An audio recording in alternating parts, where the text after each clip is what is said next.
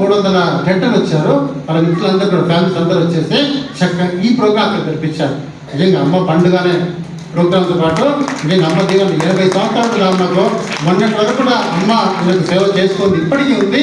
ఇప్పటికీ అమ్మ పాదాలు నమస్కరించుకోకుండా బయటకు వెళ్ళారు. అమ్మ దీవెనలే తన సేవ లక్ష్యం. 2 నిమిషాలు ఒక విషయం మాట్లాడుకుంటున్నాను. అలాగే అమ్మ కోసం ఒక బుక్ కూడా రాశారు, అర్థమైందా? రాసి ప్రచురణ చేసి అందరికి అందించారు. అన్ని స్కూళ్ళలో తిరుగుతూ తనకు తోచినది నా సేవ చేస్తున్నారు. ఆ స్వామి ఆశీస్సులు బుచ్చయ్య గారికి అలాగే వాళ్ళ కుటుంబానికి మనసారా కోరుతున్నారు.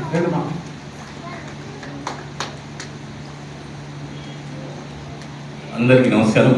నా పేరు బుచ్చయ్య, వందే మాతరం ఫౌండేషన్లో పనిచేస్తున్నాను.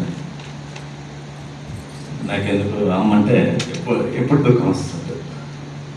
అయితే నిజంగా మీరందరూ అదృష్టవంతులు, పిల్లలు కానీ తల్లిదండ్రులు కానీ. ఇట్లాంటి కార్యక్రమం రామకృష్ణ మఠంలో జరగడం, స్వామి ఆధ్వర్యంలో జరగడం, రమేష్ గురించి ఆధ్వర్యంలో జరగడం, నిజంగా మా అమ్మ ఉంది. మా అమ్మకి 80 ఏళ్ళు. అమ్మ పండుగ ఏం చేసాం గురుజీ ఆధ్వర్యంలో 500 మంది అతిథులు పిలిచి ఒక్కదాన్ని ఈడ కూర్చోబెట్టి సేమ్ ఇదే ప్రాసెస్ అక్కడ చేసాము. అతిథులు ఆడున్నారు, వచ్చేవాళ్ళు దాసు కానీ శంకర్ సార్ కానీ అందరూ పాటలు పాడడం, అందరు కన్నీళ్ళు వచ్చాయి.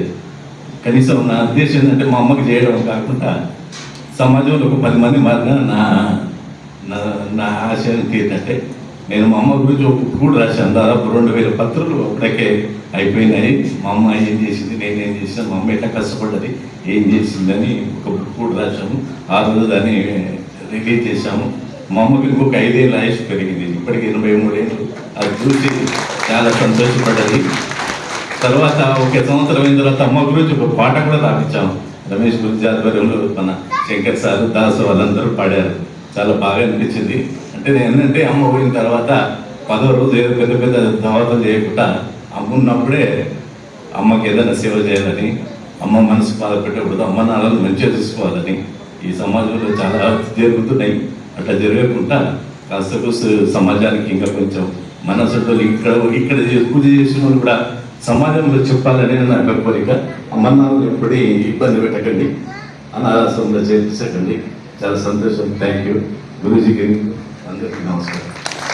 అడిగాను ఏం చూసినా అమ్మ పండుగ చేస్తున్నాం అంటే ఒకటే వాడు చెప్పాడు, పిల్లల బర్త్డే అనుకుంటూ కొన్ని వేలు ఖర్చు పెడుతున్నాము, మ్యారేజ్ డే అనుకుంటూ చేస్తున్నాము, 25th ఇయర్స్ అని చెప్పి చేస్తున్నాం కదా, అందరికీ ఉన్నాయి పండుగలు, కానీ మన అమ్మకి ఎక్కడ ఉంది కదండి, ఆ దశ లోపల కనీసం తృప్తిగా ఉంటుంది కదా అని చేశారు. కాబట్టి చాలా సంతోషం. మీకు ఇంకా అమ్మ జీవనం ఉండాలని మనసారా కోరుతున్నాం. చాలా చాలా ధన్యవాదాలు. మీరు ఎప్పుడైనా మీ దగ్గర ప్రోగ్రామ్ జరపాలనుకుంటే స్వామిని సంప్రదించండి, ఇలా ప్లాన్ చేస్తారు. మీ పక్కన ఉన్న స్కూల్స్ ఉన్నా కానీ ఆ స్కూళ్ళలో పిల్లలు నేర్పిద్దాం. మన స్కూల్లో ఎట్లా ఇచ్చిన పిల్లలు అలాగే బయట స్కూళ్ళలో కూడా ఎంతోమంది, కొన్ని వేల మంది స్వామీజీ ఆశీస్సులతో స్కూళ్ళు అందిస్తున్నాము. మన పల్లె మాట స్కూల్లో ఇచ్చారు స్వామీజీ. ఇలా జరుగుతూ ఉన్నాయి.